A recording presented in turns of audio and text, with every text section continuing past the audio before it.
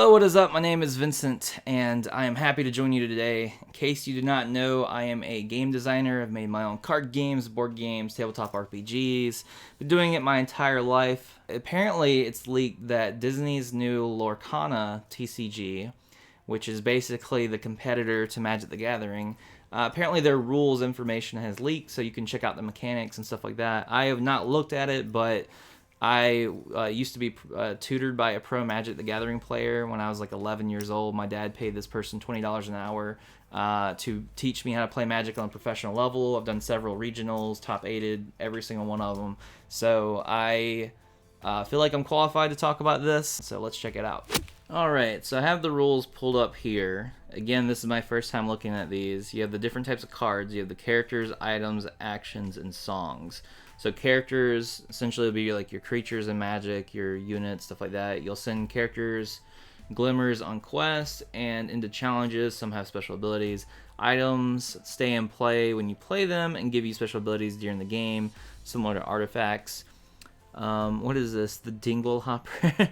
Actions give you a one-time advantage and are then discarded. So think of it like your spells. And then songs seems to be a fairly new archetype. Songs are a type of action, and you can play one just like any other action by paying its cost and resolving its effect.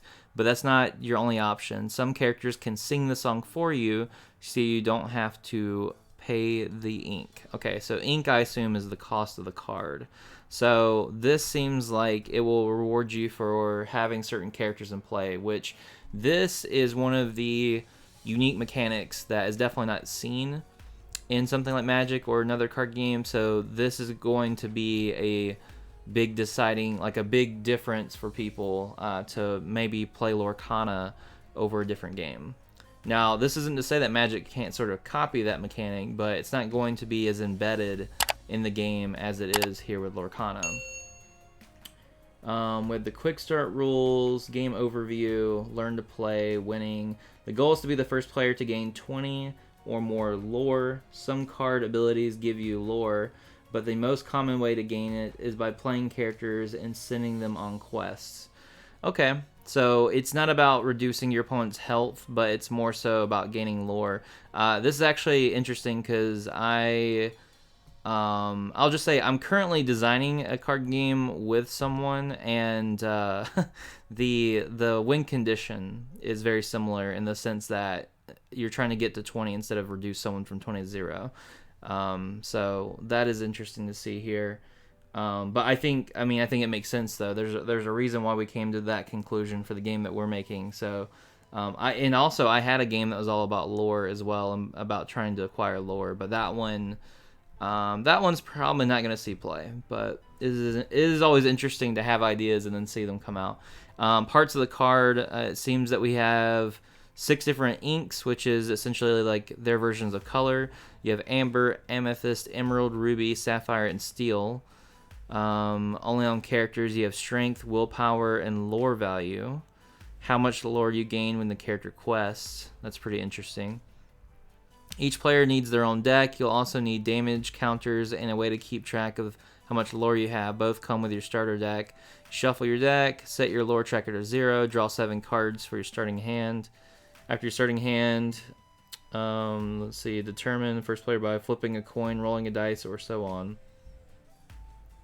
And then you have your different stuff here. This obviously is how much the card costs. The inkwell icon shows what kind of ink it needs. Interesting. You have different classifications, got your name. Okay, so pretty standard stuff as far as all that goes. Let's move over here to this one. Alright, playing the game, you have a beginning phase, which is ready, set, draw, which that's pretty fun. So, okay, so they're saying exerted instead of tapped, and then you ready those cards. Then you, let's see, check for effects, draw. Main phase is when you play cards, use character abilities, use item abilities, take actions of the character. You can quest, challenge an opponent's exerted character, and use an ability that requires them to exert. So essentially they have their battle phase wrapped into their main phase. which is also something that I've been doing because I think the more you can simplify the phases, the better. You know, I think it's easier for new players to just worry about a couple phases instead of worrying about 6 phases and going in that specific order. Of course, you can always learn the rules and whatnot. I mean, it's not impossible to learn all the phases, but, you know, I think if you're trying to get new people into your game, and I don't know, it's just something to consider if you're making a card game. This is just to simplify. Like, it's not really adding more depth to have 6 phases. If anything, having everything in one phase gives you more options for how you conduct that phase. So it's not really removing depth. If anything, it actually makes the rules simpler and it adds depth, which is what I'm all about. So what are ready and exerted cards? That's obviously sort of your tapped and untapped. Your inkwell is where you'll put your ink cards. Face down, you'll use the cards in your inkwell to pay the cost of cards you play from your hand. You may put a card from your hand into your inkwell once each turn. The card you choose must have the inkwell icon around its cost in the upper left corner. The more ink cards you have, the more you'll be able to do. To put a card in your inkwell, show the card to your opponent, and then put it face down into your inkwell as ink. Every card in your inkwell represents 1 ink, no matter what's on the front. Choose wisely. Cards put into your inkwell stay there for the rest of the game. Once you put a card into your inkwell, nothing on the front matters, including its cost and ink type. It's simply ink. So this is one mechanic that I've sort of messed with before, and essentially what it does is it prevents you from being mana screwed because you'll always have cards in your hand you can play down, essentially. But the problem is it can cause decision paralysis, especially among new players, because every card in your hand can be ink, and a lot of new players hate the idea of feeling like they're getting rid of their cards permanently. It just feels like it's gone forever. It's a real feel bad moment. And so I kind of don't equate that with Disney very much. Because I feel like that's a thing that a lot of kids are not going to have a good reading on, even though it's a very simple thing, and I don't think it's not going to prevent a kid from having fun with the game. I'm just saying it's like a small negative, you know. But I understand why they did it. It's very hard to sort of find a way to make everything work. I mean, a resource system in a card game, in my opinion, is the most difficult part of the card game to come up with. Using abilities, I feel like that's probably pretty standard playing a card.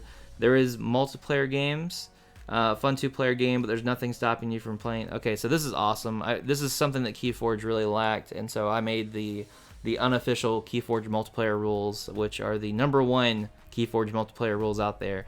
But yeah, I feel like card games need to have a multiplayer variant. It's just so much fun to be able to add in more. Like, nothing sucks more than playing with your friend and then you have another friend come over and they can't play. So come on, let's have some multiplayer going on. Questing. To quest with one of your characters, exert them and gain lore equal to their lore value. Remember, you can't quest with a character the same turn you play them. Challenging. Okay, so I assume you probably can't challenge the same turn you play them either, but let's see. Maybe you can. Damage, you can deal damage to people. And you can only attack, it looks like you can only challenge exerted characters, which I think makes sense. I feel like that is probably more typical than not in a card game. Making your own deck. Your deck must at least have 60 cards in it. Your deck can't contain more than 4 copies of a single card. And your deck can only contain cards from 1 or 2 inks. So that's another interesting... And I mean, one reason for that too is because obviously if you could play every single ink, then with the way that the system works is you put any of your cards down and then they essentially become any ink. So everyone would just be playing all the best cards from any of the inks, and so you'd have people running very similar decks. So limiting it to 1 or 2 inks means that they can't do that. But of course, in Magic, one of the positives that they have is that you can run 5 color if you want. You're at a handicap a bit because you might get mana screwed, but you can run 5 colors, you can run 4 colors, 3 colors, and people love that option. So it's sort of a give or take when it comes to that. And of course, we have the orders at a glance here. All right, so back to me. So that is the sort of first reading impressions of Lorcana. I think some people are gonna say like, oh, this is too close to Magic, stuff like that. But sometimes if you have a good formula, honestly, the small changes like with the songs, being able to attack exerted characters, which is something that you can't do in Magic, not having it where everyone attacks at the same time.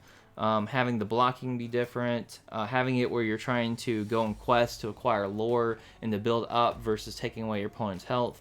All of those are going to lead to pretty big differences.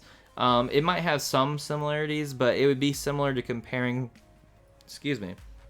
might be comparing something like Halo to Borderlands. You know, they're both first-person shooters, and they both have sci-fi elements, but they're also pretty different. So that's my reading on it. Again, I think Lorcana looks awesome. I think the game, funny enough, like plays in a space that I've messed with a lot.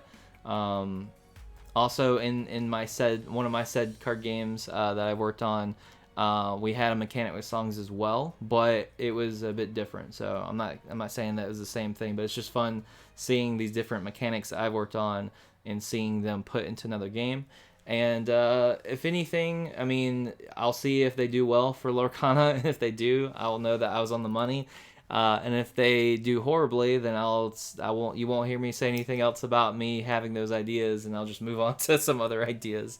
But yeah, it's always interesting. And remember, I mean, for card game mechanics, you know, there's a lot of overlap, but there's also some differences. So it's always fun to see what's out there. I'm curious what you think about those games. And if you did not know, be sure to check out my card game that I'm working on, the Otherworlds TCG. It's still in, I'd say it's like in its beta phase. It's already past alpha. We're currently waiting on our, basically our first card set to come in.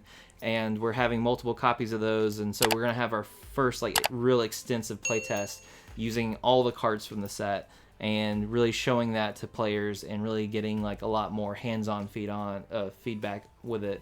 And we already have a lot of the art done, stuff like that. So if that sounds interesting to you, be sure to check out our Discord. Be sure to like, comment, subscribe. Check out our Instagram pages, all that fun stuff. You can find the links in the description below. We'd love to have you. Thank you so much. As always, stay awesome.